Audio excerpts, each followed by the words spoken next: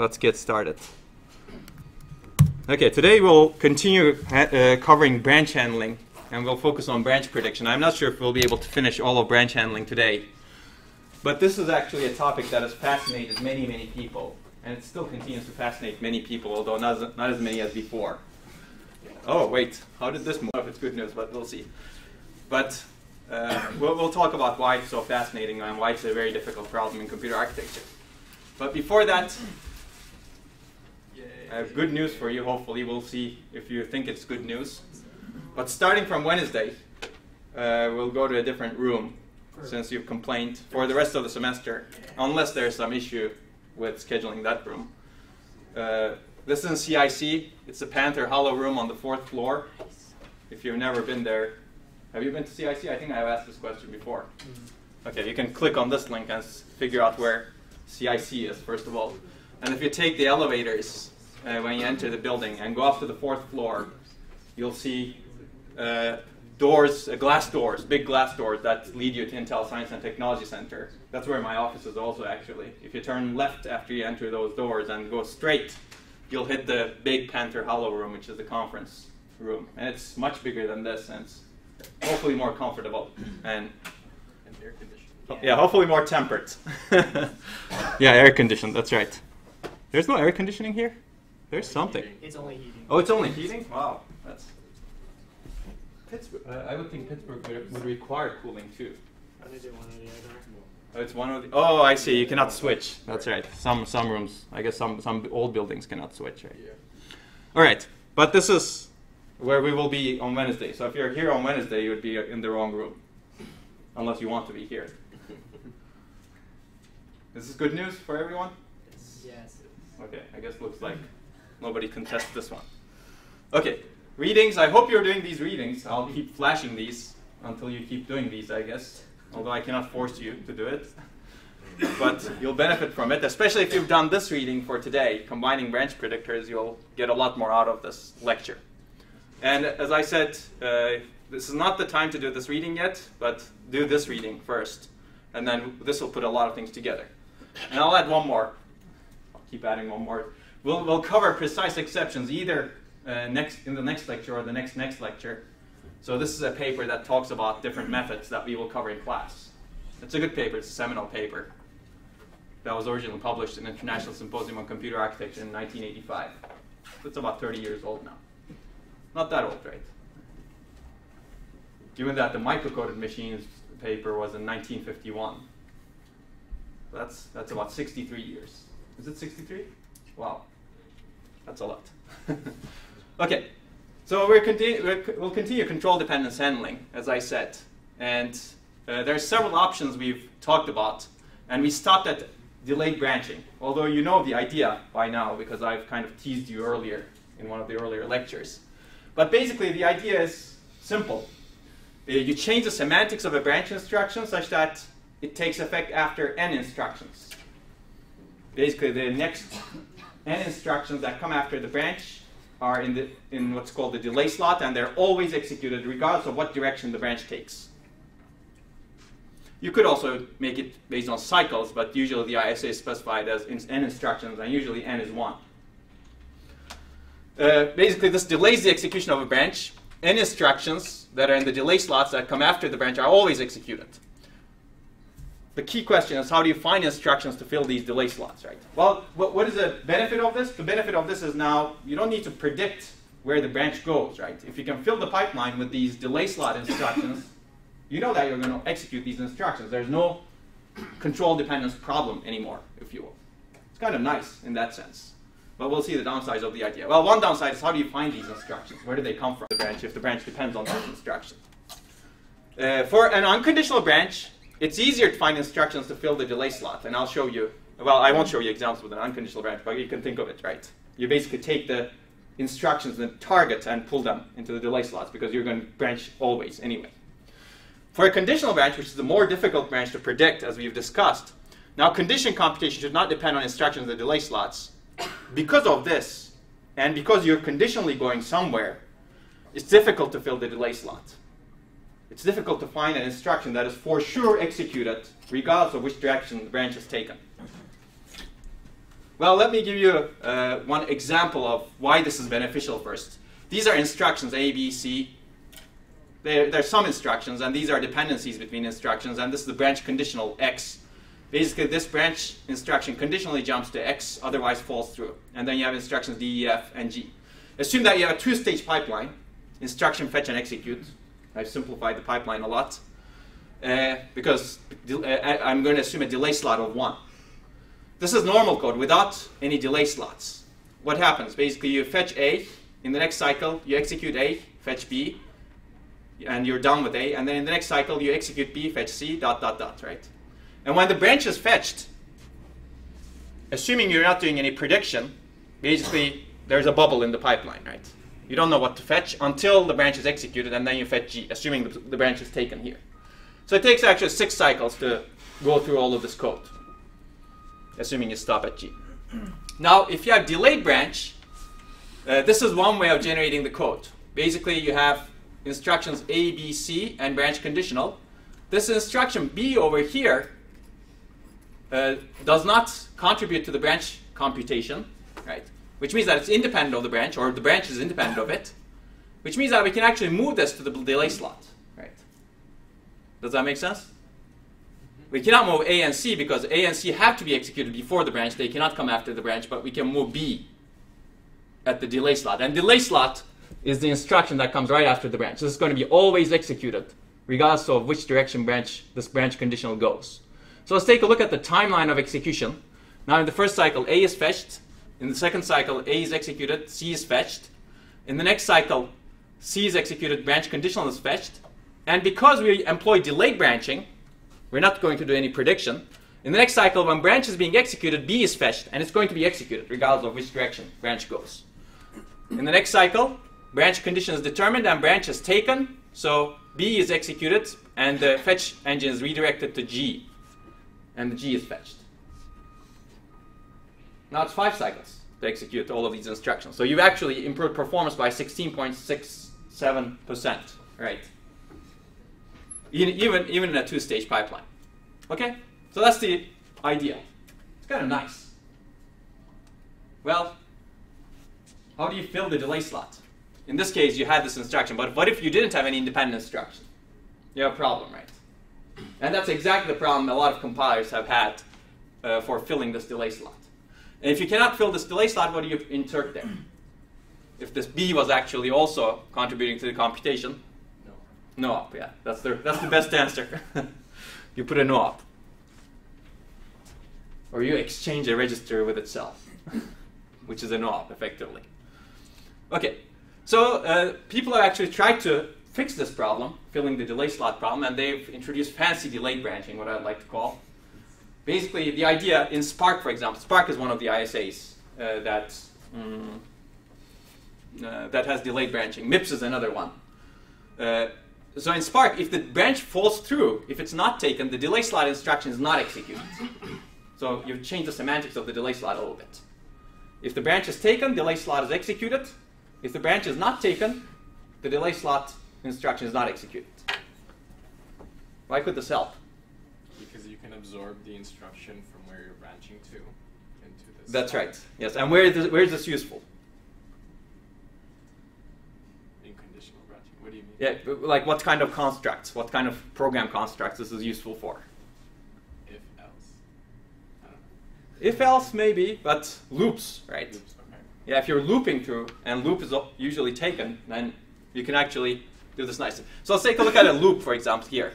It could be useful in if else too, depending on the frequencies. But if you look at this loop, assume that this is the scenario where you cannot actually move ABC.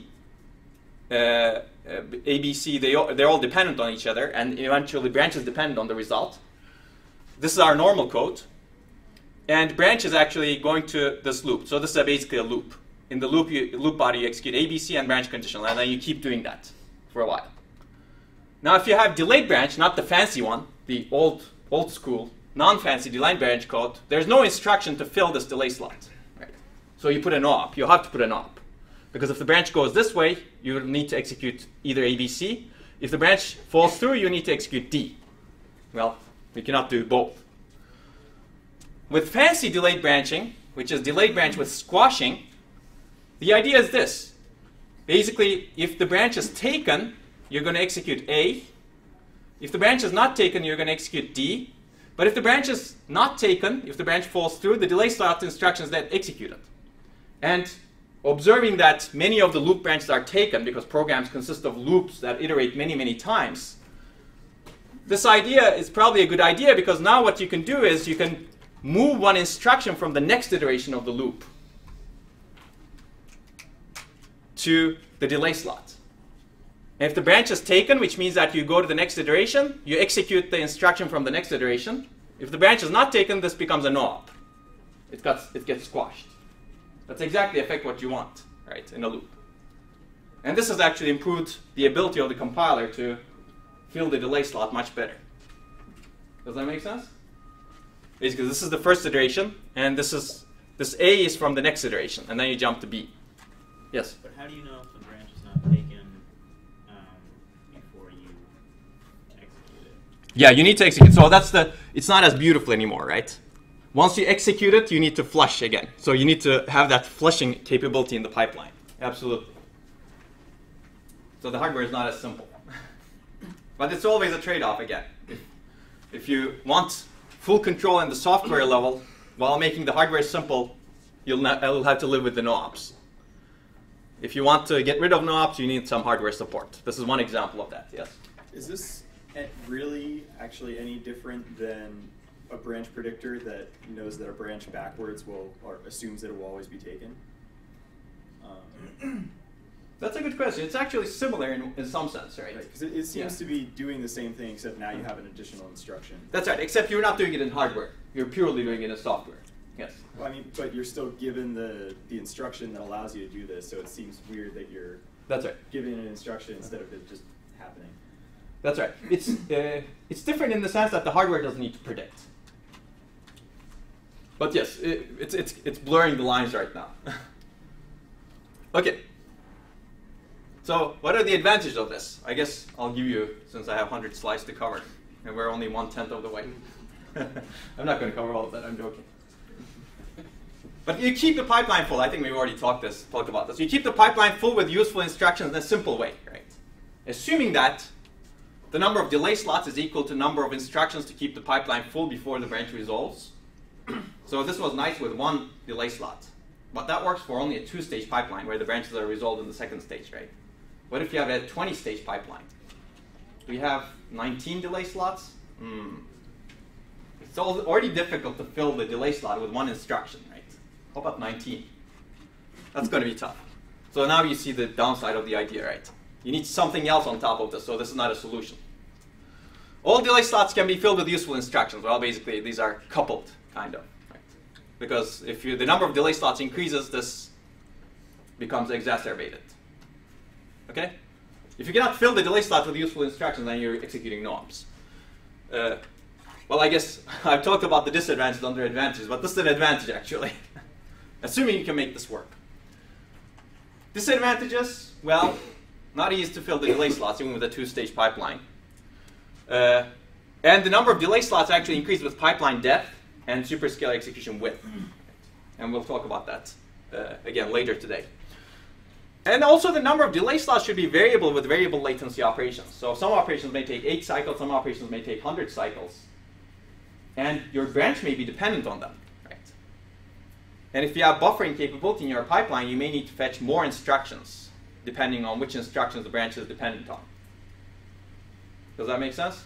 This may not make sense right now because we haven't seen pipelines with buffering capability like that, but out-of-order execution machines have this ability. So keep this in mind right now.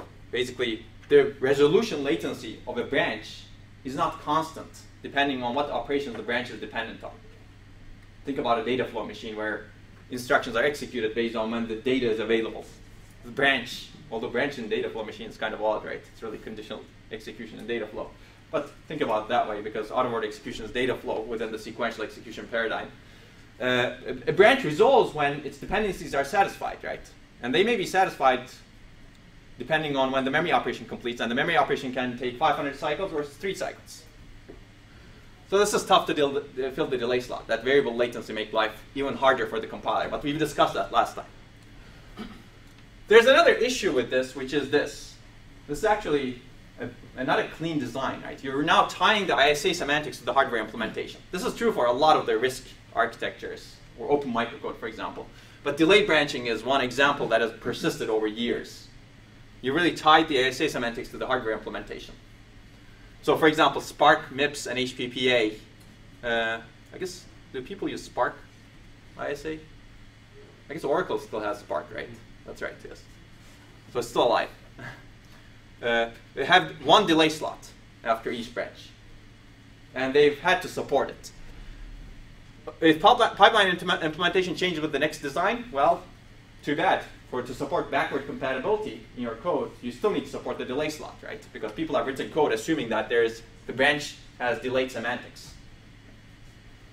In fact, MIPS initially had the load delay slot too. You can apply the same concept. After a load, the next instruction that comes after the load always is independent of the load. Does that make sense? Well, you can think of why they had it. Right? Because remember the pipeline that we read, and there's the ALU stage, and there's the register file read stage. And if you have an instruction that's dependent on the load that comes right, if you want to get rid of that stall logic, well, change the semantics of the load instruction such that the next instruction is always independent and the compiler guarantees that independence. That way you don't need to detect that dependence on the load. Remember, if you have data forwarding, that was the only case in the pipeline where you still needed to stall. Make sense? So you can change the semantics of any instruction this way, if you will. It's really delayed execution. When you want to delay your decision, what do you do, for example? You do something else, right? And in the back of your mind, hopefully, you're waiting to make your decision. That's what's happening here. Okay, so an aside, we'll talk about static instruction scheduling, but how do you fill the delay slot? You can be more fancy in filling the delay slot, and this leads to different mechanisms.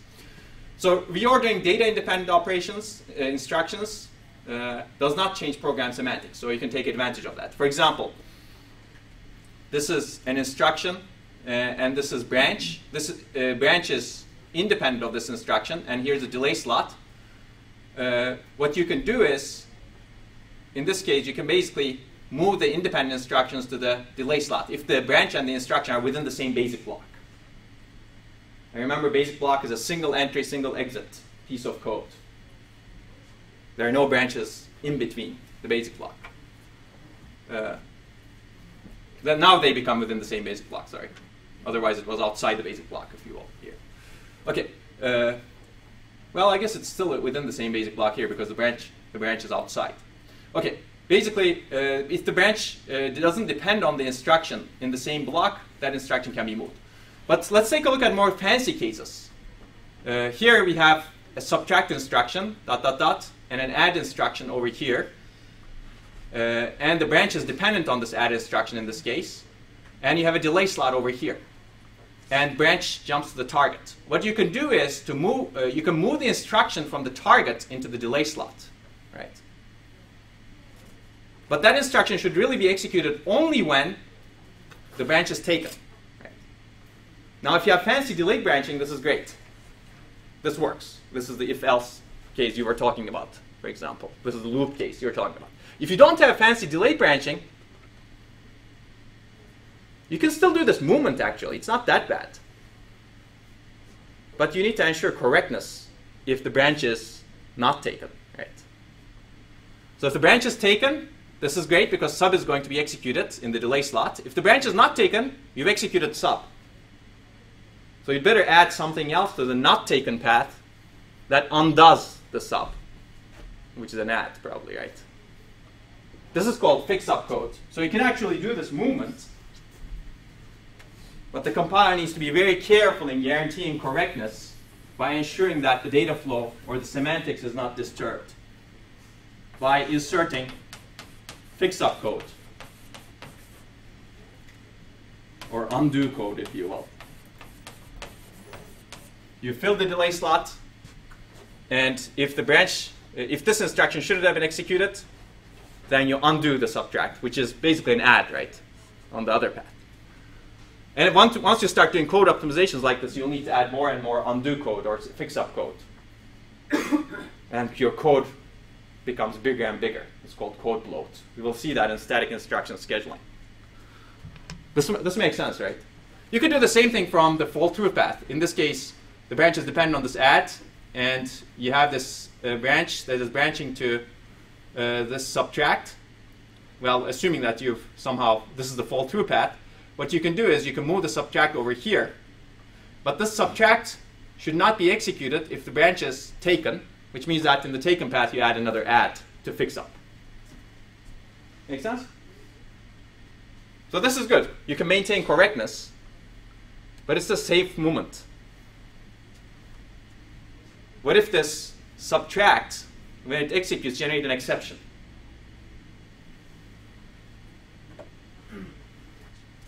And the program dies for some reason. So you optimize your program, and programmer doesn't expect this, right? Does that make sense to you guys? So correctness is one issue, but safety is another issue when you move the code. What if this was not a subtract or maybe floating point divide, for example, and if some value becomes 0, because you're really not supposed to execute this instruction, right?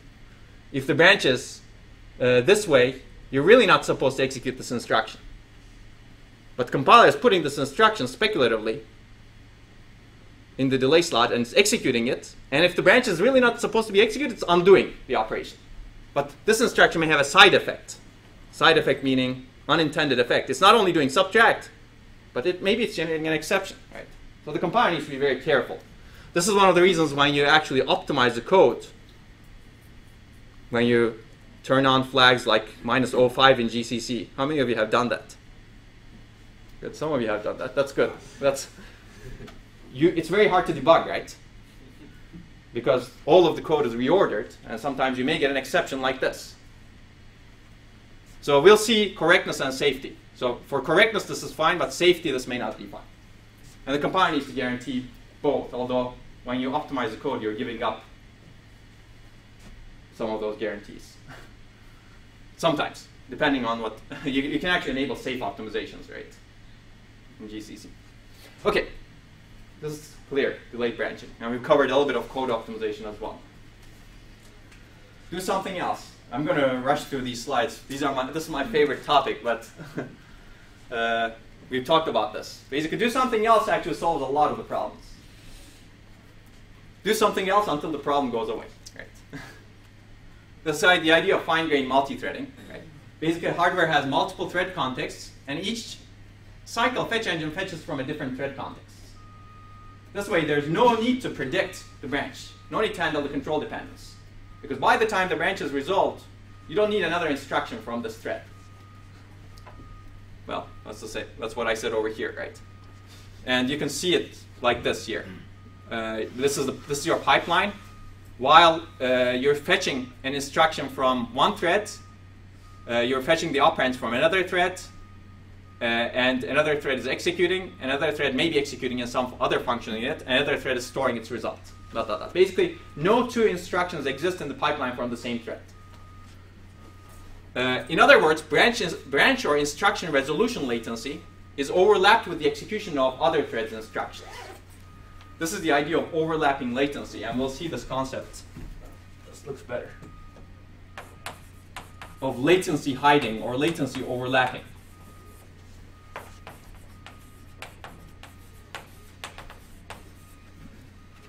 You're really doing something else while this branch is being resolved, right?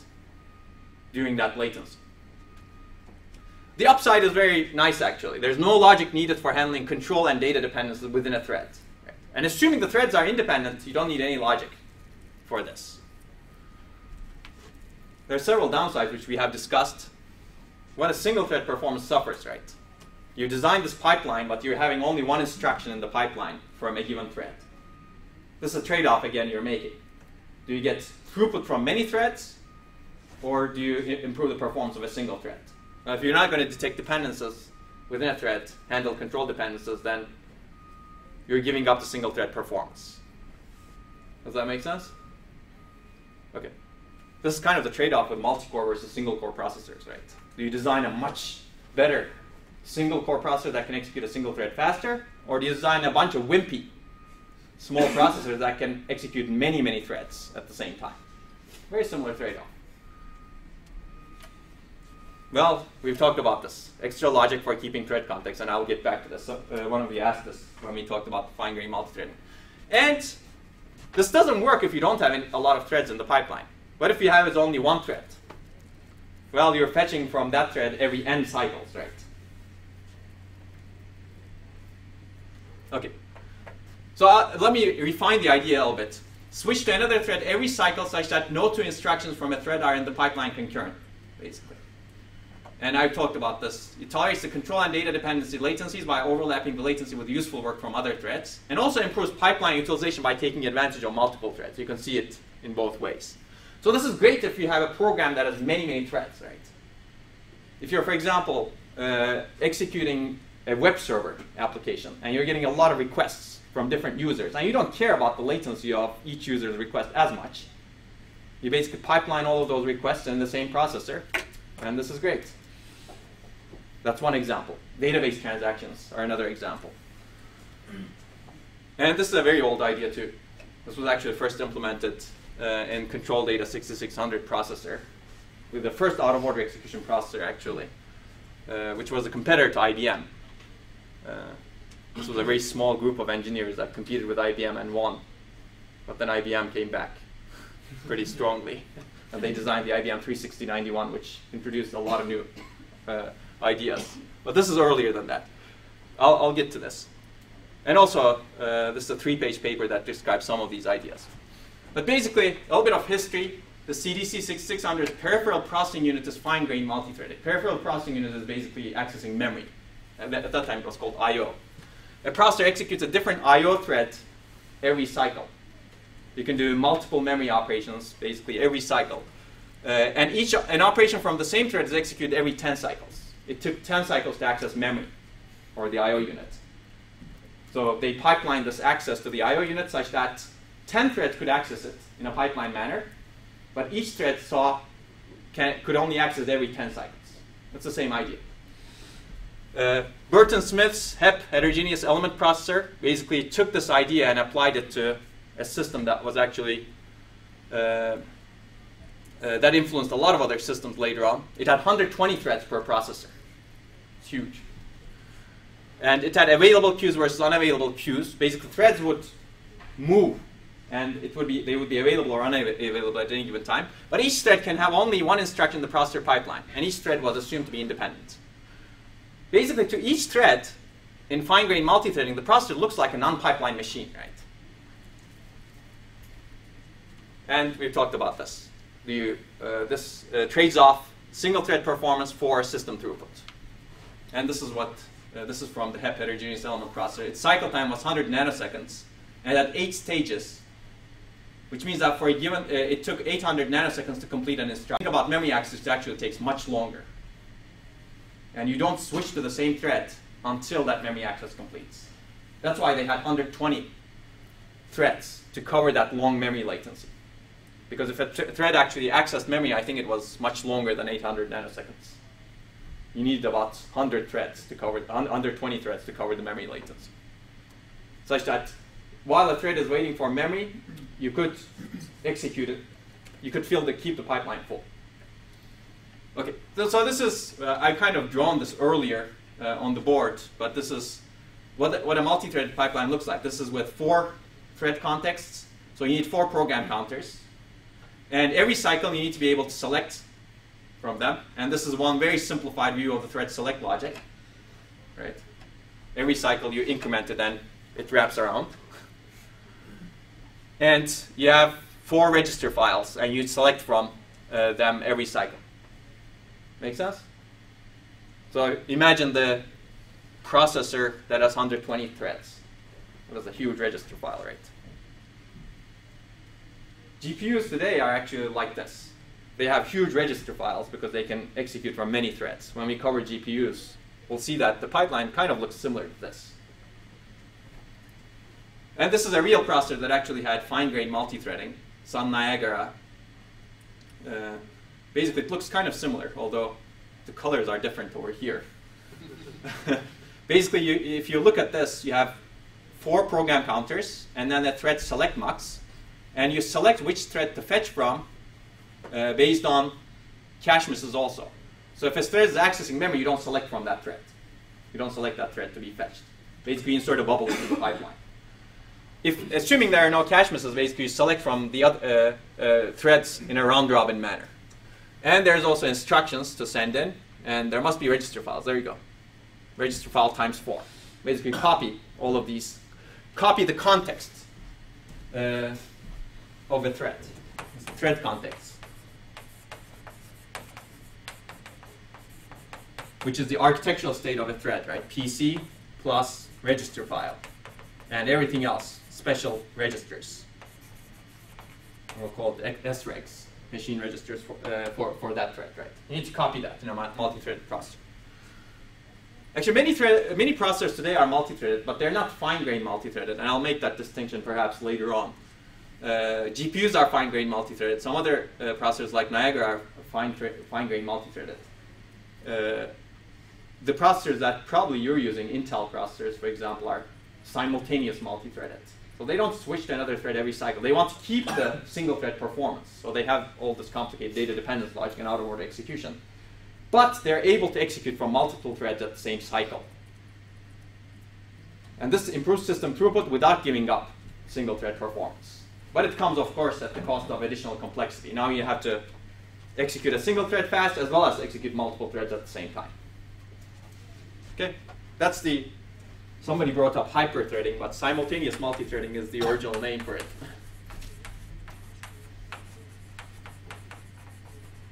And when if we have the chance, we'll cover it. But we'll definitely, if you take 740, we definitely go into a lot of depth into how simultaneous multi-threading is implemented. We cannot cover everything in 447, unfortunately. Okay, advantages. Well, no need for dependency checking, any kind of dependency checking between instructions. I'll go through these quickly because we've talked about this. No need for branch prediction logic, obviously. And otherwise, bubble cycles are used for executing useful instructions from different threads. If you actually predict branches, they may not be useful, right? Because you may be wrong in the prediction. Whereas here, all of the threads are hopefully useful. So maybe you're always doing useful work. So that's another advantage of this. You get better system throughput because you're executing more threads. You get better latency tolerance because you're tolerating the latency of long latency operations, memory operations from one thread. Better utilization. These are all similar. Well, you're basically trading off complexity within a single thread to complexity of multiple threads, right? Now you need to have multiple hardware contexts and thread selection logic. This may not be that bad, actually. It's just a bunch of muxes as we've seen, right? You don't need forwarding logic, for example. Forwarding logic is a little bit more complex. Well, this is a big disadvantage, actually. Reduce single thread performance. If you really care about single thread performance, then this is not a good design. And if you have many threads, somebody brought it up last time, you get contention between threads and caches and memory. Right? If your cache space is limited, actually you brought it up, right, last time. If your cache space is limited, let's say 1 megabyte, if you have only one thread using that 1 megabyte, maybe it fits in the cache, right? Maybe it has the data working set that's 1 megabyte. But if you have 120 threads, now all of those 120 threads are contending for that 1 megabyte cache. Well, maybe they each need 1 megabyte cache. Well, too bad. Now you're actually generating a lot of new memory requests that were not present in the single-threaded machine. So your performance can actually be worse, even though you're utilizing your pipeline better. And this contention is very important in multi-threaded engines. Does that make sense? We'll get back to this in multi-core processors. Well, yeah, if the threads are not completely independent, you need to detect dependencies between threads, right? For example, if the threads are communicating through a shared memory, if one thread can reference a memory location another thread can write to, you'd better detect that dependence, right? Otherwise, it's going to be difficult to maintain correctness. And we'll talk about that when we won't talk about exactly how this is done, but we'll see mechanisms for load store dependency checking for single thread processors later on. Okay. Is this clear? Any other advantages or disadvantages? I think this may be a thorough slide. Is it too hot still here? What I'm feeling. Oh, some of you are good. That's good.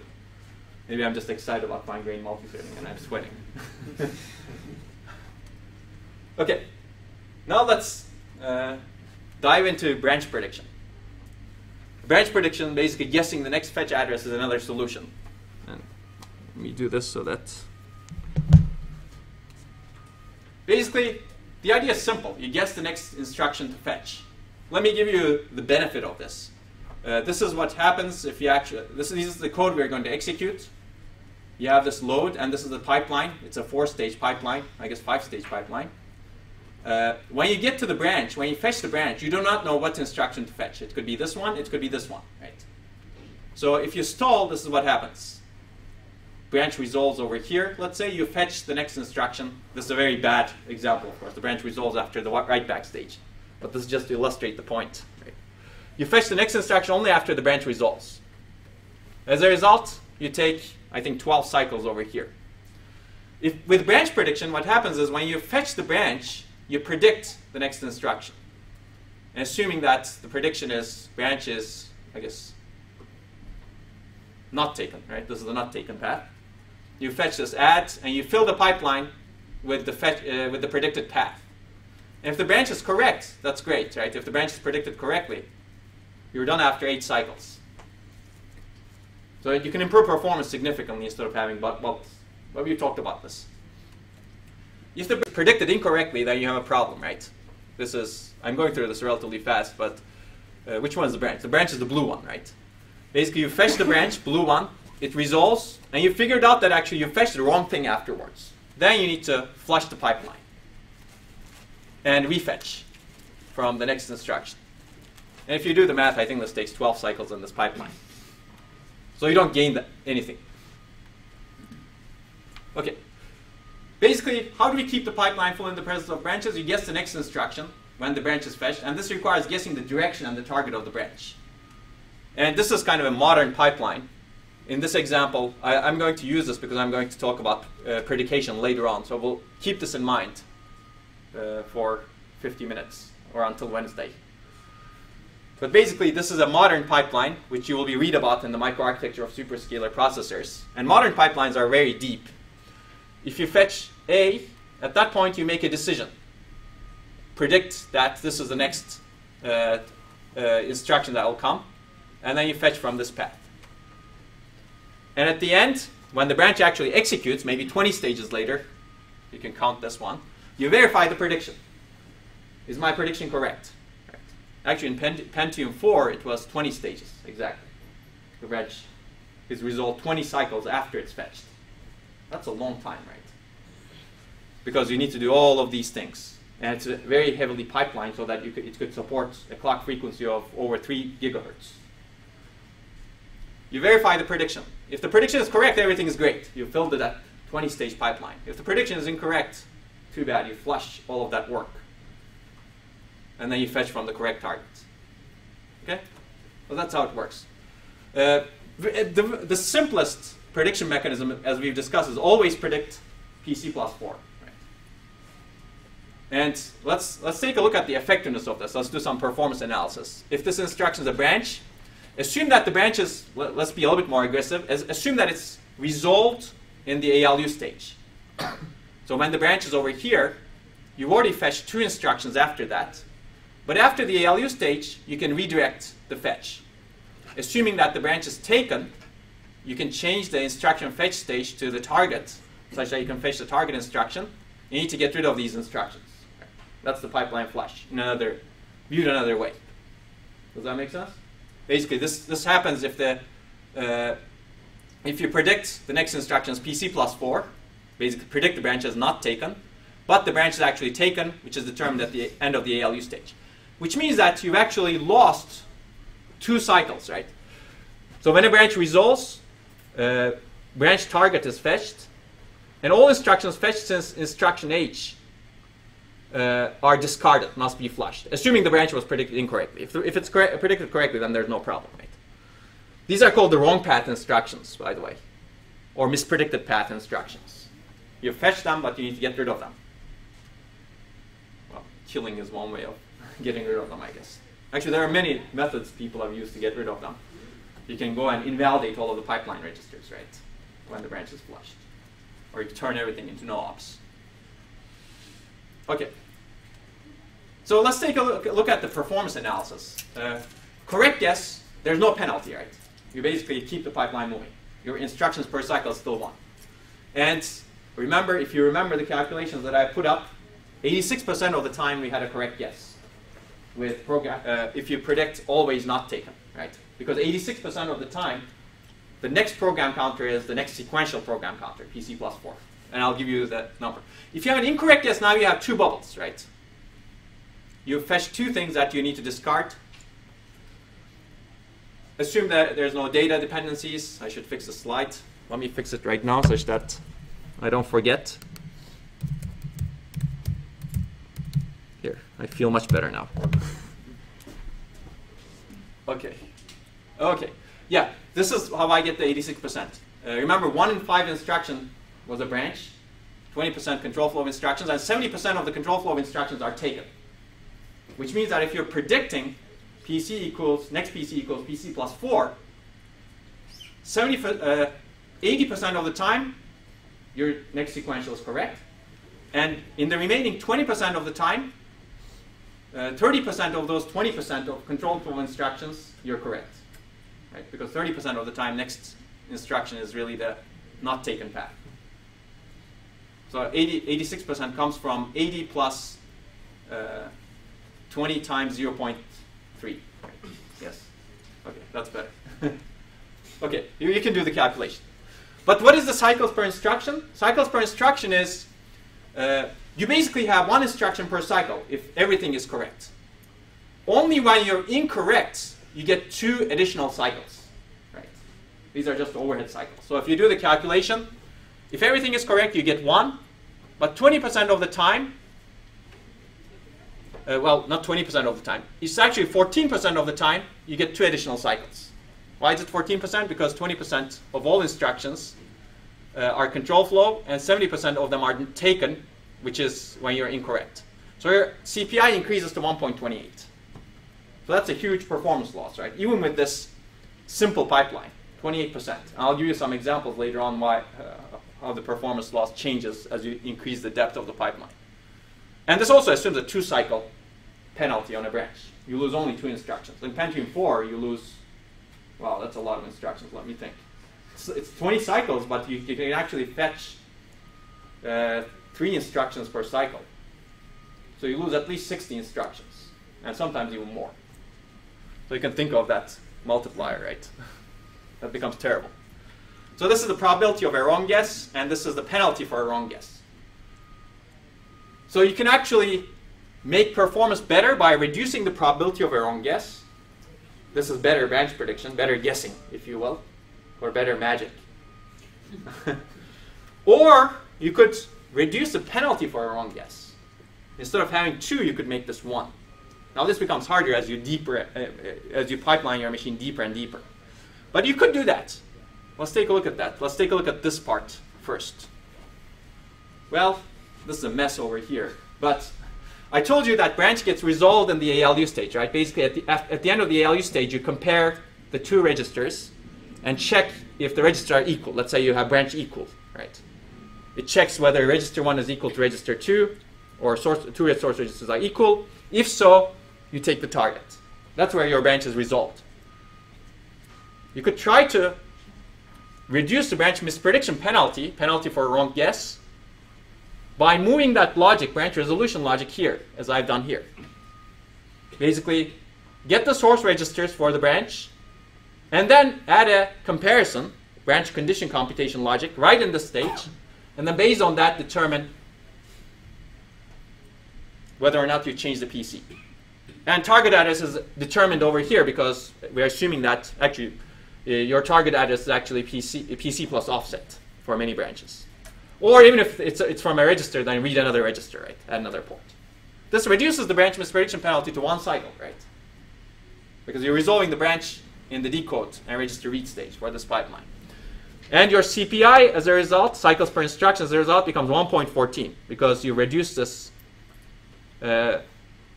penalty for a wrong guess to 1 cycle instead of 2 cycles. So you need to add these, basically. This is the target computation logic, and this is the branch condition computation logic. It's a good idea? Yes? Well, it depends on what your critical path is, Mhm. because this will extend it if it happens to be your critical path, and if it doesn't, then it's a great idea. That's right, yes. That's actually, it depends is the right answer. But now you qualified it very, very well. That's exactly true. If this extends your critical path, this may be a bad idea because, again, remember, cycles per instruction just looks at one part of the performance equation. Right? It doesn't consider clock cycle time. If this extends your clock cycle time significantly, you may be reducing your cycles per instruction, which is great, but you may be extending your clock cycle time significantly. But if this is not your critical path, maybe you're not affecting it. And maybe it's okay to increase the clock cycle time a little bit to reduce the CPI significantly. So that, again, the answer is it depends. You need to do the performance analysis. But it's likely that this will extend your critical path in this pipeline from experience. Usually memory is the critical path, but if you optimize memory this way, now you're reading the register file and also doing the comparison. Basically, you're adding register and ALU and a bunch of muxing over here. Okay? So whenever you're doing performance analysis, you may see a lot of CPI results, but always keep the full performance equation in mind. CPI is just part of the equation. You may be reducing CPI significantly, but you may be extending the clock cycle time. Okay, let's take a look at this part now. Sorry, I'll have to go back, but remember there are 2 parts of the equation. You would like to either minimize the penalty for a wrong guess, and you'll do your best. This is critical path design, right? You should do your best to minimize this, assuming performance is important for you, of course. And if the performance, again, important for you, probability of a wrong guess should be minimized too. And how do you do that? So we're going to concern ourselves a lot with this. How do you do enhanced branch prediction? Remember, we would like to predict the next fetch address to be used in the next cycle. This requires 3 things to be predicted at the fetch stage. Whether the fetched instruction is a branch, the direction of that branch, assuming it's conditional, and the target address of the branch, if it's going to be predicted taken. These 3 things need to be provided. And the hardest part is actually when you need all of them at the same time. So let's handle this case first. How do you actually figure out that you have a branch target address? Or how do you figure out whether the fetched instruction is a branch? We'll add an auxiliary structure to the pipeline to do that. And the observation is that for many branches, target address remains the same across dynamic instances. You execute the branch once, the target address, assuming it's computed as PC plus offset, the PC doesn't change for that branch, and offset doesn't change. So once you've computed it, you can record it in a structure in the fetch stage and say, okay, this is my target address. Okay. Does that make sense?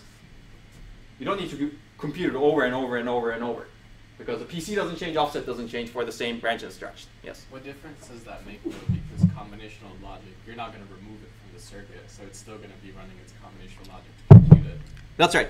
The goal is to get it early. Yeah. So that's, I guess you could still generate it in the fetch stage also. That's right. Oh, I see. I see what you're saying. Okay. Yeah, the goal, because you don't have the instruction yet, right? Yeah. Remember the fetch stage, you're fetching the instruction and you would like to get the target address while you're fetching the instruction. This is your current program counter. This is your instruction memory, or iCache, let's say. And you get the instruction at the end. But before you get the instruction, you want to get its target address such that you can feed that target address to the program counter. Right? And if you get the instruction and do the address computation after that, it may lengthen your critical path because you're doing a memory access and the address computation. And also it requires that you know the offset fields and everything that's needed for the target computation. Right? But if you add this auxiliary structure, which I'll call the branch target buffer, and with the program counter, you index it, and it tells you that at this program counter, I've had a branch in the past when I executed it. Its type is this. It's a conditional branch. It's a non-conditional branch. And its target address is this. Before you fetch the instruction, now you've got the target. Now you can feed it from here. And before you fetch the instruction, you actually know its type because you executed in the past. You're just remembering it.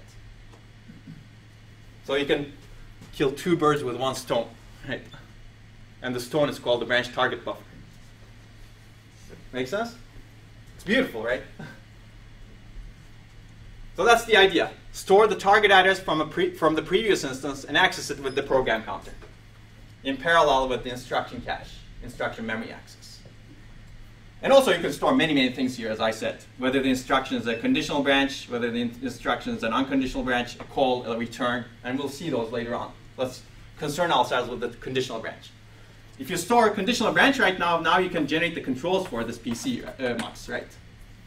Because before you fetch the instruction, or at the same time you fetch the instruction, you already know what that instruction is. Make sense? This actually doesn't need to be separate also, right? This could be part of the iCache as well. For each instruction you have the separate information that has target as well as the type. Now usually it's a separate structure because this tends to be smaller and you want to get it quicker than this because there is more computation that happens to it because it goes through this mux. Okay. Yeah, it's called the branch target buffer, branch target address cache. This is IBM terminology. Yes? Is the instruction memory usually read-only? I could imagine some issues coming up if a program tries to modify itself and then you get... So that's an excellent question. Yeah, not necessarily. Some ISAs allow self-modifying code, right? x86, for example. Yeah. Then, of course, this may need to change, right? But this is, again, used for prediction purposes only. So if you're incorrect, you're going to correct it. You're going to still execute the branch. Okay? So for everything I'll say over here, this is for prediction purposes. You could use something to accelerate the execution of the branch, but let's not discuss that right now. Okay?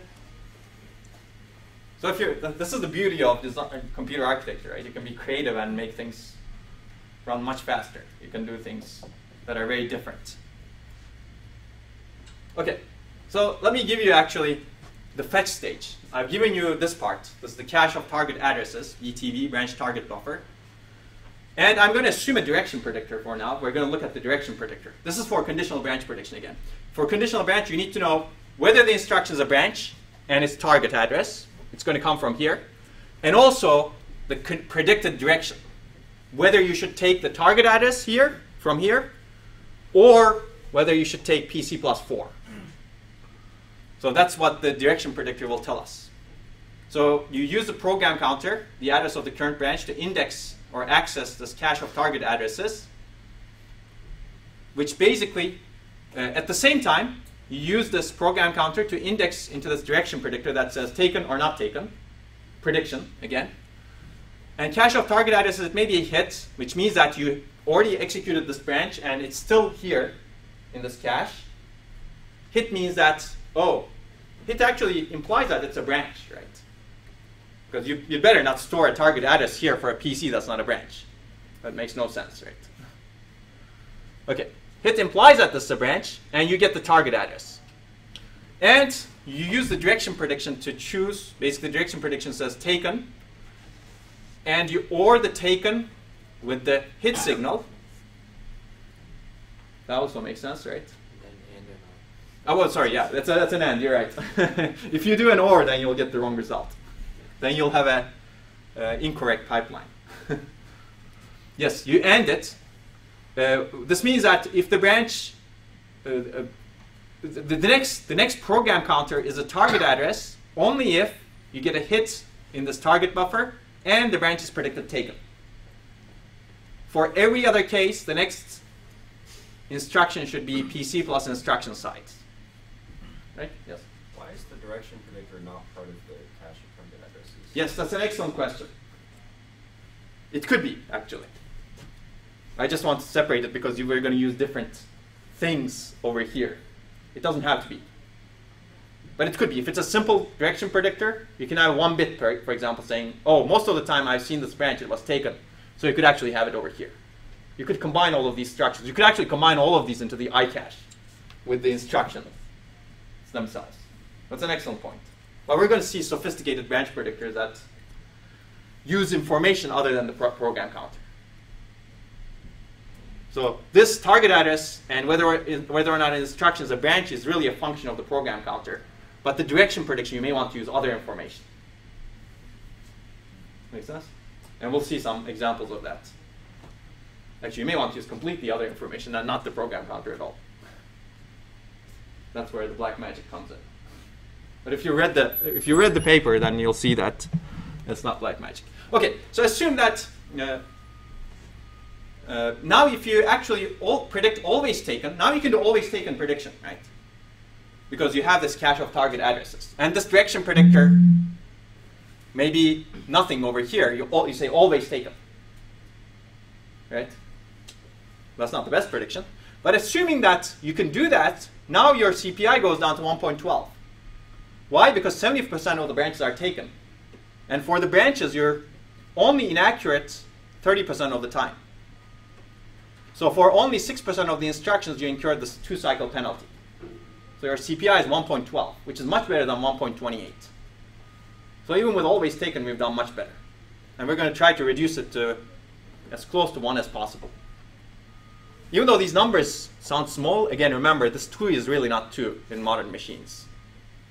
It's more like 60 or longer. So more sophisticated, basically, this is what I meant.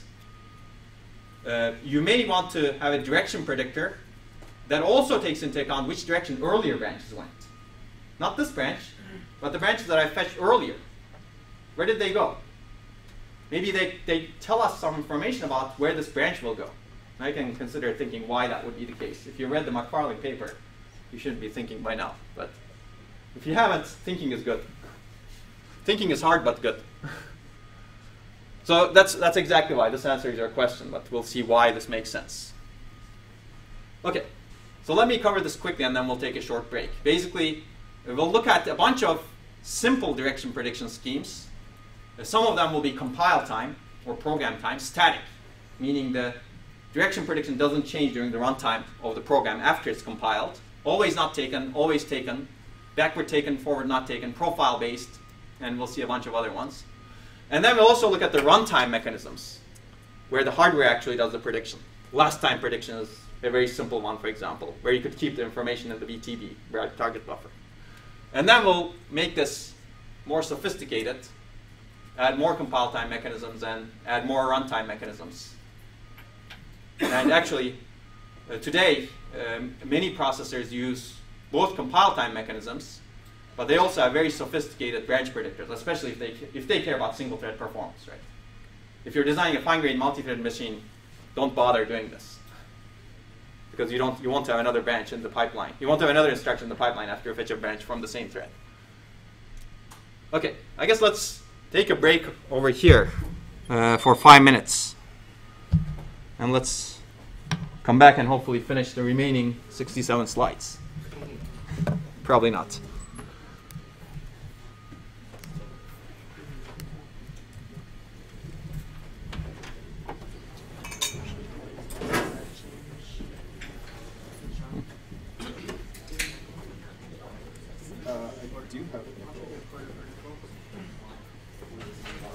No direction prediction, right? The downside is low accuracy, 30 to 40% accuracy empirically. But we already discussed that compile can lay out code such that the likely path is the not taken path. If it can do that, it's great. And I recommended you a paper. That's not required, by the way, it's optional. But I know you have a lot of time to read papers, so you can read it and tell me what you think. It's a fun paper to read. Always taken is a little bit more accurate.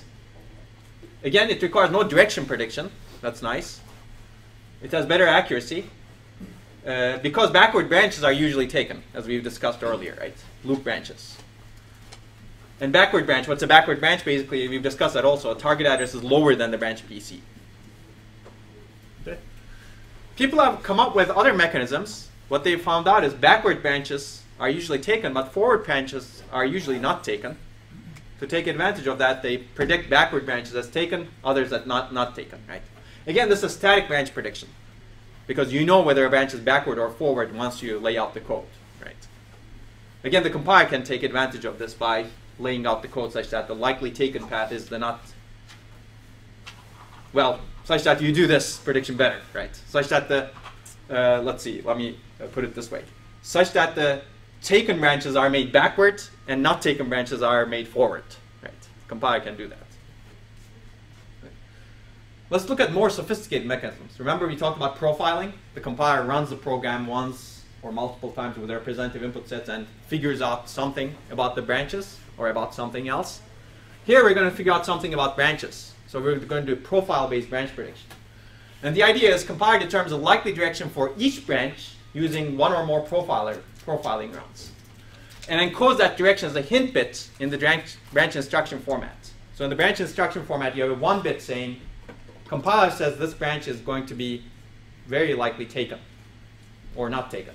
Or compiler has no idea what this branch will do. Maybe you have 2 bits. 2 bits may be better, right? Does that make sense?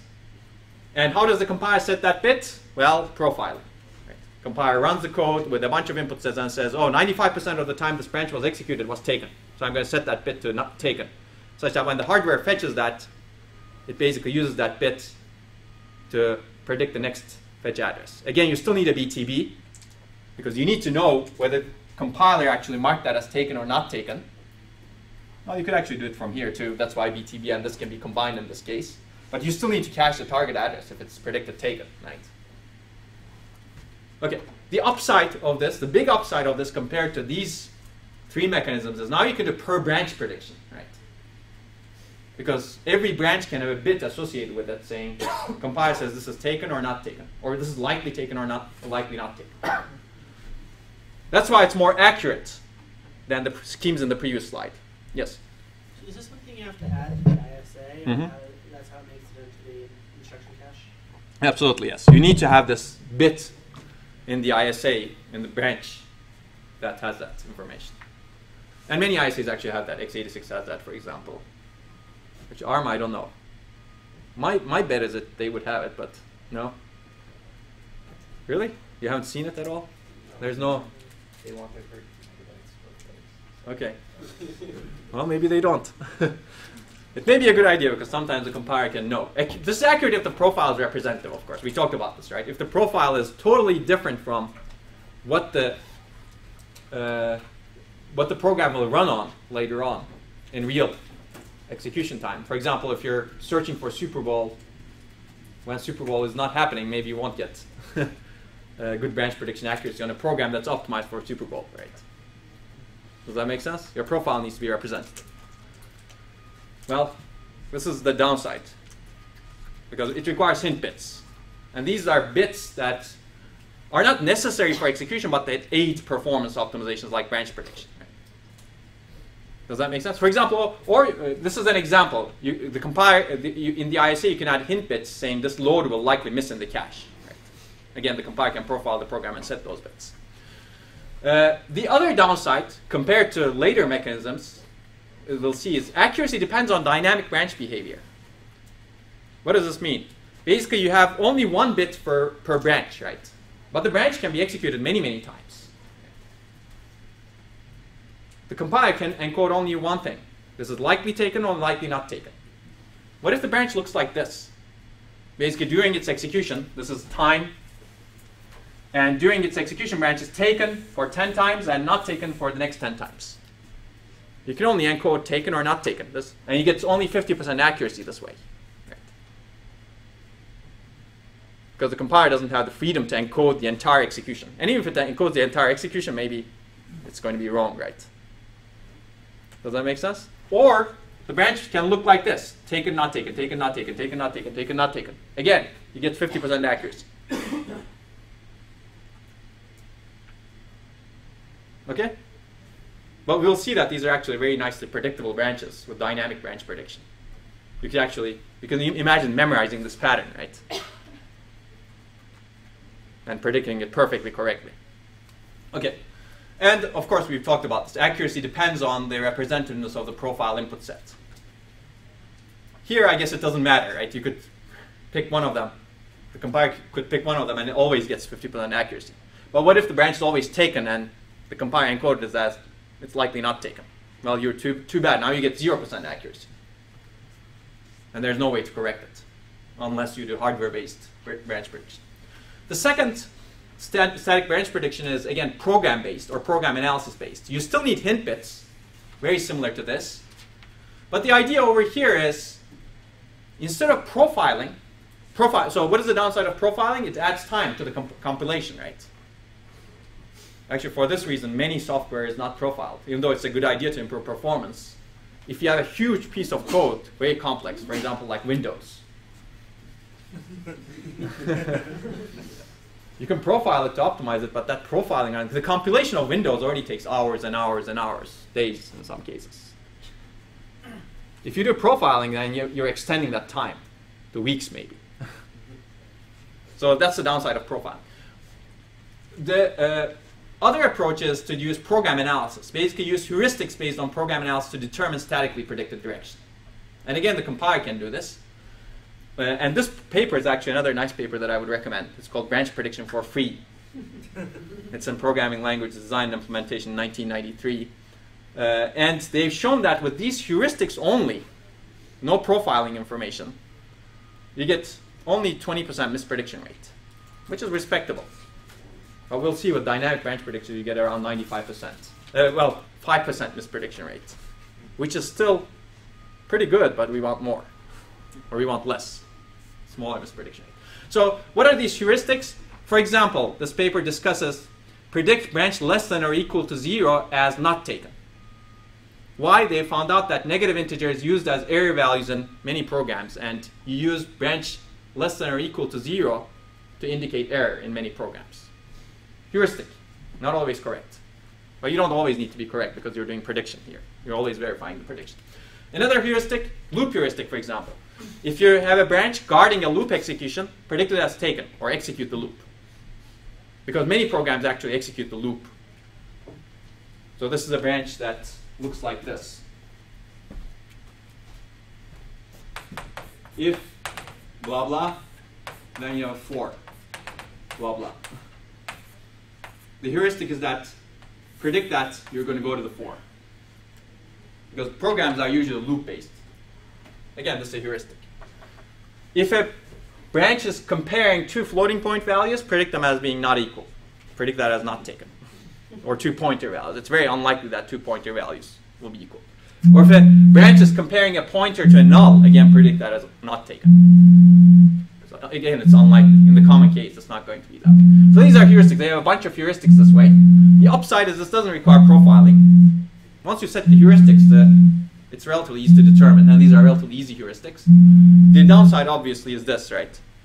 The heuristics may not be representative or good. Now you have the heuristic representativeness problem instead of profile representativeness problem.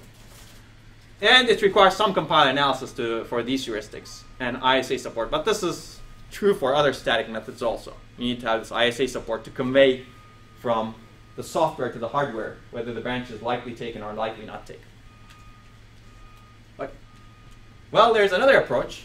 These are compiler approaches, profile-based and program-based. I'm switching between these two so that you can see the difference. This is programmer-based. Now that you, as the programmer, tell the hardware what to do. Well, that's basically it, right? How do you do that? Well, at the programming language, you have these pragmas, or hints. And C has that, for example. You may have used that. These hints qualify a branch as likely taken versus likely not taken. And when you're programming, you say likely taken or likely not taken. And that gets compiled, and that gets communicated into the ISA. The upside is it doesn't require profiling or program analysis. And as a programmer, sometimes you may have a lot of information, right? Because you may know the input set, maybe. You may think, you may know of what the input set will look like. The downside is now you have support across the entire stack, right? Programming language needs to support it. Well, the other downside, yes, burdens the programmer. I was afraid for some second that I wouldn't have this on the slide, but this is very important. Now, if this is the only mechanism, then you have a problem because programmers already have difficulty programming correct code, right? Now you're asking them actually to optimize their code. So this does burden the programmer. It may be useful for those programmers who can actually do this, but it may not. It's not. If this is the only mechanism you're using to predict your branches, then good luck. Not a good idea. But it's good to have the support for those programmers who can do it. So let's take a look at these pragmas a little bit. These are actually keywords that enable a programmer to convey hints to lower levels of the transformation hierarchy. Remember the transformation hierarchy? We had the programs, well, we had the problems, and then algorithms, and then programs, and then runtime system, and then ISA, ... At the program level, you convey information down to the compiler, for example, and that conveys that information to the hardware. It's beautiful. You can have many. And this is from C. If likely X, do this. By having that likely over there, you're telling the programming language and the compiler, in turn, that this is likely going to be taken. Right. Yes? Does x86 support these? Well, this is programming language level. But I mean, the hint has to be passed. Hints has to be passed. Yeah, the compiler needs to take this seriously and say the programmer tells me this, so I'm going to pass it to the hardware. All the x86 needs to support is the hint bit. Yes. Right. Does it? Do you know? Yeah, x86 has hint bits. You could do that. You could do this in C right now if you wish. You can try it out and let me know if it works. Let me know if the hardware takes into account what you say. That may not be true also, again. Well, we'll talk about it when we get to prefetching, for example. You can insert prefetch instructions that the hardware later drops because it doesn't have enough bandwidth to have them, right? So this is a soft contract between the programmer and the and all the way down, right? Hard contract is I want to do an add, and that add is done. Soft contract is I'm going to give you a hint, but I know that you may not be able to honor it, right? It's kind of not so nice, right? You could make it a hard contract, but then it burdens the hardware designer. Okay, unlikely is over here, right? If unlikely error, then do this. And there are many other hints and optimizations that can be enabled with such pragma. So this is the pragma. Likely is a pragma here. For example, whether a loop can be parallelized, the programmer can tell the compiler, try to parallelize this loop, because I think there are not many dependencies, and we'll take a look at that when we talk about vector processing. What is a parallelizable loop? Parallelizable loop means that different iterations of the loop are independent of each other, which means that you can execute them in parallel if you have multiprocessors. Now, the compiler may not be able to figure that out, especially if there are memory references. But the programmer may know. And the programmer can tell the compiler, try to parallelize this loop. And this is a pragma from OpenMP, one of the parallel languages. Pragma OpenMP parallel. Basically, the OpenMP parallel directive explicitly instructs the compiler to parallelize a chosen segment of code. And this is from the OpenMP manual, I think. Make sense? So these pragmas can be powerful, and going forward, it could be useful. But if this is the only way you're doing things, then you're really burdening the programmer. Keep that in mind. Okay, all these previous techniques can be combined actually, profile-based, program-based, programmer-based. I'll let you think about how would you do that. Which one overrides which other one, right? Again, this is a level of trust. The compiler can say, programmer, I don't care about you. I'll do my profiling and do whatever I wish to. That may not be a good thing, right? But then sometimes the programmer may not know also, right? That's too bad. So, but there's a common disadvantage to all of the three techniques. What is that? I've given you that one actually. When I show the taken, taken, taken, taken, not taken, not taken, not taken. Yes? Well, that it's static. Exactly, yes. It's static. Well, it's here.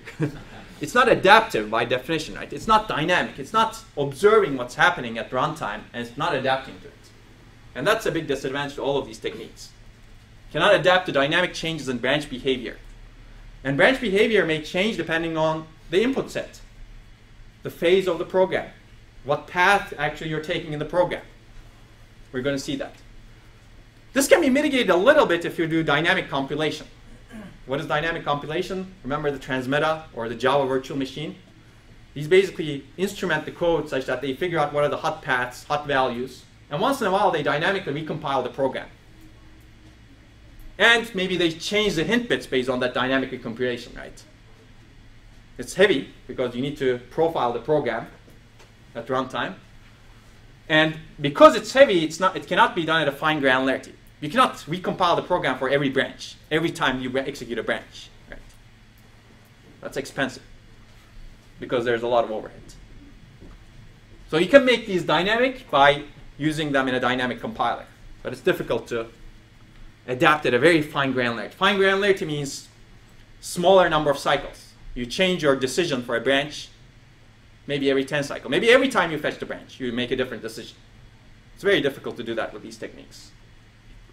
Well, it's impossible to do this without a dynamic compiler with these techniques.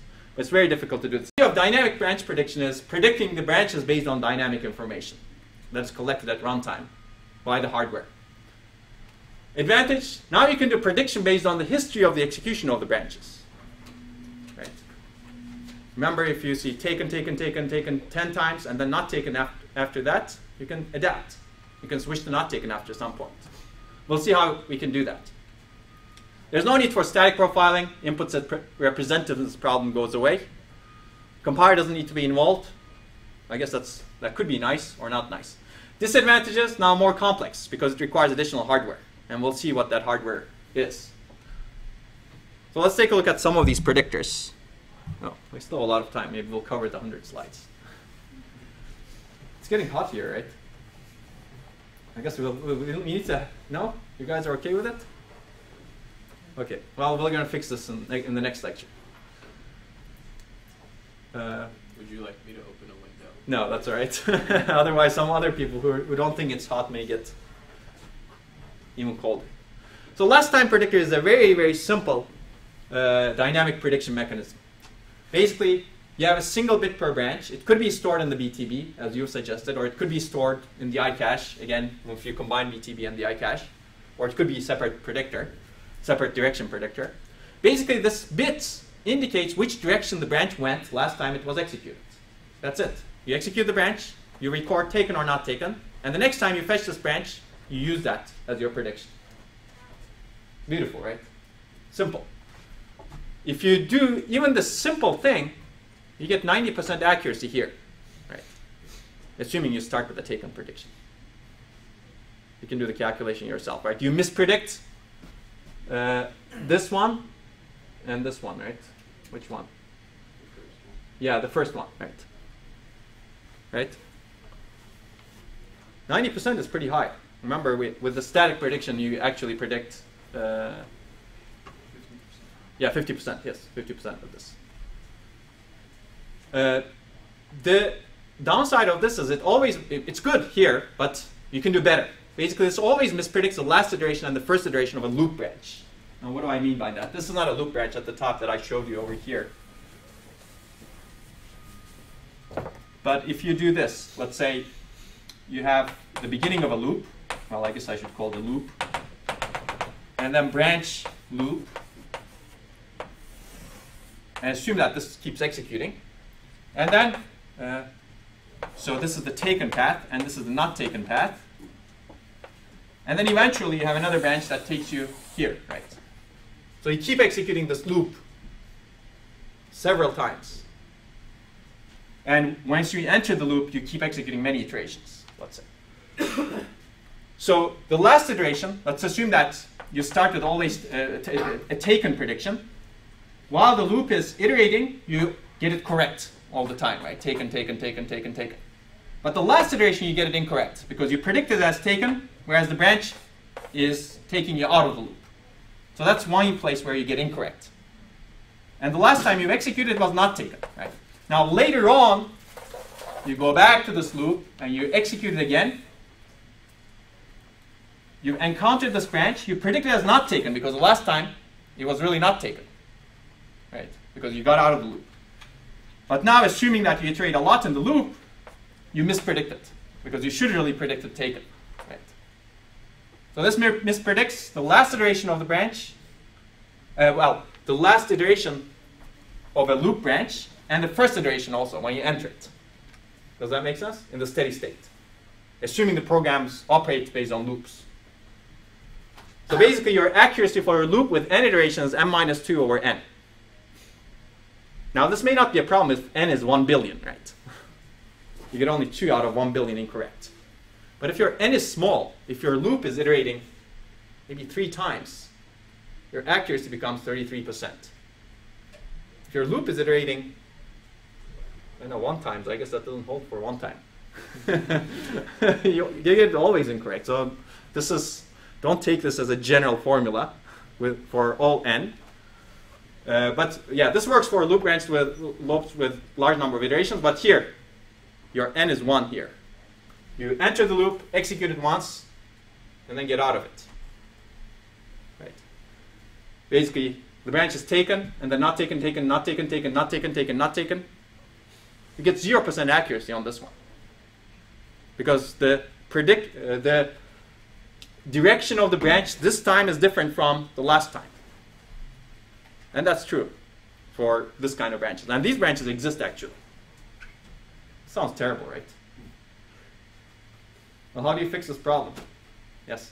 Don't some architectures have like a specific register for a loop counter? Yeah, that's right. You're getting ahead of it. We're not going to talk about that. But yes, some architectures actually have a very specialized branch predictor, which we will not discuss. And the idea is to detect these loops and to predict them. And the idea is actually try to predict how many times you're going to iterate over the loop. We're going to look at something different. But that's a very specialized branch prediction mechanism. I told you that branch prediction is going to go crazy. But Intel, for example, and AMD architectures have this loop detectors. They call it the loop detectors. They detect how many times a loop branch is going to iterate and do the prediction. We're not going to do that. We're going to fix it with a more simple way.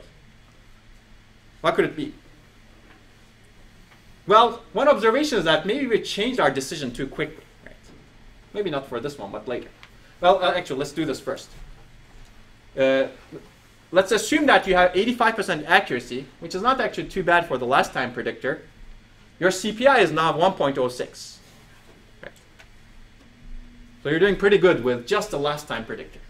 Well, how do you implement this? I think we've discussed this. So basically, let me go over this very quickly. But basically, this is what a BTB can look like. You have the address of the instruction, and you index into the BTB, and then you have the tag of the instruction. Index means you index this memory, and you get a tag, and you compare the tag. If the tag matches, this means that you found the match for the program counter in this branch target buffer. And you have the target over here, and then you have 1 bit per branch saying where did the branch go last time, and based on that you calculate the next PC. That's one way of implementing this BTB memory. You can think of it as instruction memory also. Okay, so this is the state machine for last time prediction. You have 2 states for 1 bit, right? One state is predict taken state, this could be 1, and the other state is predict not taken, this could be encoded as 0. And if the branch is actually taken, you stay in that state. If the branch is actually not taken in the last execution, you go to the other state. And if the branch is actually not taken and you're in this state, you stay in this state. And if the branch is actually taken and you're in this state, you go to this other state. This is very simple, right? You guys can do this. Now the problem with this is, with one different outcome, it changes its mind very quickly, right? That's the problem. You basically go to this predict taken state very, very quickly with just one single outcome. Maybe that's not a good idea with loop branches, right? Especially loops that are iterating relatively few times. Maybe just stick to your decision for a little bit, saying, oh, maybe the outcome I've seen is just a fluke, right? So that's the idea. The last time predictor changes prediction from taken to not taken or not taken to taken too quickly, even though the branch may be mostly taken or mostly not taken. Right? So the idea is to add you guys know the idea of hysteresis? Basically, think about it before you make your change a little bit. Basically, add hysteresis to the predictor such that the prediction does not change on a single different outcome. You stay for a while in that range. So basically, you change your threshold a little bit. For example, your temperature controllers work this way. you set a temperature, target temperature, they don't kick in right away at that temperature. Otherwise, it oscillates, right? They have a range. Beyond some range, they kick in. And if the temperature goes below that range, then they kick in. They don't have a single threshold. So that's what we're trying to somehow imitate over here. And how are we going to do that? Basically use 2 bits to track the history of predictions for a branch instead of a single bit. Does that make sense? A single bit, you switch quickly. 2 bits, you can switch more slowly. Now we can have 2 states for taken or not taken instead of 1 state for each. And this is actually another paper I would definitely recommend. It's another seminal paper that introduced this 2-bit counter prediction, which is actually used widely in many areas of computer architecture today, because the idea is very simple. It's just 2-bit counters, but it works very well as it was shown here. Okay, basically each branch is associated with 2-bit counter. 1 more bit provides that hysteresis, which means that a strong prediction does not change with 1 single different outcome. Now, what do I mean by strong prediction? If you look at accuracy for a loop with n iterations, now you get n minus 1 divided by n. Let's take a look at this case. This is the extreme case over here. But, where is this thing? Okay. If your loops are iterating a lot, that means that most of the time you're in the taken. You're predicting this taken. Now, if you have 2-bit counters, this basically says you're strongly taken. I'll show you what that strongly taken means, because we have 2 states. When you fall through, you predict it as taken. The actual outcome is not taken, but you don't change your prediction for the next time. You still keep it as taken. You say, I've seen one outcome that's different from taken, but I've seen this taken many, many times. So I'm going to stick with taken for the next time and observe it again. So maybe you go to a weakly taken state, but you still predicted taken. And when you come back to this loop after a while, now you're correct, right? Because it's going to be taken again, assuming that this loop is going to iterate many times. So you only mispredict the loop exit branch, not the first time you enter the loop. That's why you have this n minus 1. Make sense? That's the beauty of 2-bit counter prediction. You don't change your decision so quickly. And with this, you're going to either stick with taken or not taken in this case. So you get 50% accuracy here. Now this assumes that the counter is initialized to weakly taken, so we'll take a look at it. So the upside of this, compared to the 1-bit counter, well, 1-bit counter is kind of odd, right? A single bit last time prediction is better prediction accuracy. And 90% accuracy is not unreasonable for many programs with this kind of predictor. Now your CPI goes even lower, right? 1.04. The downside is now you have more hardware cost, 2 bits instead of 1 bit per branch. Okay, this is the state machine for this. Basically, the counter actually uses saturating arithmetic. Do you guys know saturating arithmetic? Well, even the previous one actually used saturating arithmetic. Basically, you have maximum and minimum values. And you have a counter. If you add to the maximum value, stay at the maximum value. Right? Because it saturates at that point. If you subtract from the minimum value, then you stay at the minimum value. Otherwise, it's just like a counter. So basically, we have 4 states. I'll call this the taken states. And these as the predicted not taken states. But this is strongly taken. You've had a lot of evidence that this branch was taken. And to get to the state, you should see the branch as taken many times, right? And this is the state transition. If you're in this state, and the branch is actually taken, you go to a stronger state that you believe, if you will, the branch is going to be taken again. And then if you're in this state, and if you keep seeing the branch as taken, then you stay in this state. If you're in this state, strongly taken state, and if the branch is actually not taken, then you don't change your mind, go to this state quickly, but you firstly go to this state. You still predict the taken the next time, but it's kind of weak, because now you're ready to change your mind if you see the branch is not taken again.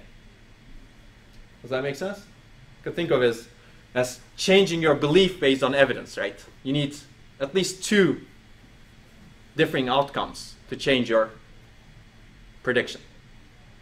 Okay? And you can do the same thing for the other states. You don't change your prediction to taken just by seeing one outcome if you're in this state. If you're strongly believing that the branch should be predicted not taken, you change your decision only after two differing outcomes. Okay. Well, I think I've shown you this. You can take a look at that. Any questions? Everybody understands this concept, right? This is important. You can go through the state machines yourself. It's actually fun. You could make a 3-bit state machine, right? You could make 8 states. Then you change your belief even harder.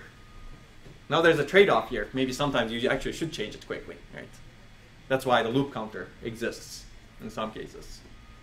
Well, in some processors. Okay, the question is this enough? We're complicating things. No, that's a good answer. Well, it depends. You didn't say it depends this time. But actually the answer is it depends. Depends on where you are.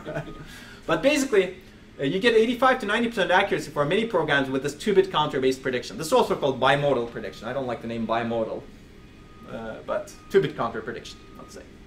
Is this good enough? Well, it depends on how big the branch problem is for your processor. Maybe it's good enough if CPI is 1.04, right? Maybe you don't want to optimize that. But if your branch penalty is 60 cycles, well, we have a problem, right? So let's take a look at that branch penalty. Let's go through this exercise to see how big of a problem the branch problem is. Assume that control flow instructions are, well, this is not an assumption, but this is true in many programs. Control flow instructions are relatively frequent. They're 15 to 25% of all instructions. The problem is, next fetch address after control flow instruction is not determined after n cycles in a pipeline processor. Now let's dissect this n a little bit. This is the minimum branch resolution latency. In Pentium 4, it was 21 cycles, I think. Obviously, stalling on a branch wastes instruction processing bandwidth. How much instruction processing bandwidth do you waste? Certainly, you lose n cycles, right? N instructions. But then you also have a wider pipeline. Basically, you have multiple pipelines in parallel such that you can fetch from multiple instructions. So you really waste n times w instruction slots. So for example, if your pipeline stage, if the branch resolves after 21 cycles, and if you're fetching 3 instructions per cycle, you're losing at a minimum 63 instructions when you mispredict a branch, or when you stall on a branch. It's the same thing. That's a lot of instructions to lose. Right? And actually, existing machines are much worse than that. So how do you keep the pipeline full after a branch? Well, we've talked about this. But let's take a look at the importance of this. Assume a 5-byte superscalar pipeline, and I made it 5 so that we can compute this more easily. 5-byte means you're fetching 5 instructions per cycle with a 20-cycle branch resolution latency. The branch is resolved after 20 cycles, which means that you lose 20 cycles worth of instructions if you mispredicted the branch, which is not unreasonable in today's machines. The question I'm asking is, how long does it take to fetch 500 instructions in this machine, assuming 1 out of 5 instructions is a branch and they're uniformly distributed?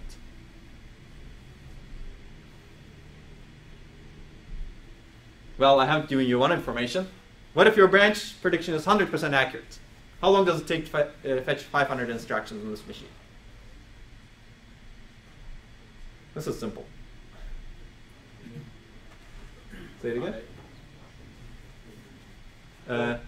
I mean, it wouldn't be perfect. I mean, I don't think you could still get it into 100 instructions because, like, you're fetching cycles. 5 instructions. What if the branch was the first of those? Yeah, assume that it's all uniformly distributed on branch. Yes. So if the branch is always at the end of that. That's 5, right. then, Yes.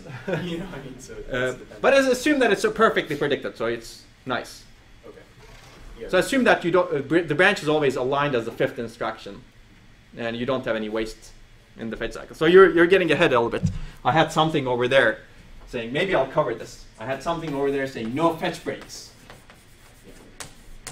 Fetch break means that branch is somehow in the middle, and you need to determine you need to figure out whether the next few instructions in the wide pipeline needs to be fetched. But let's not go into that right now. Let's assume that it's nice and smooth.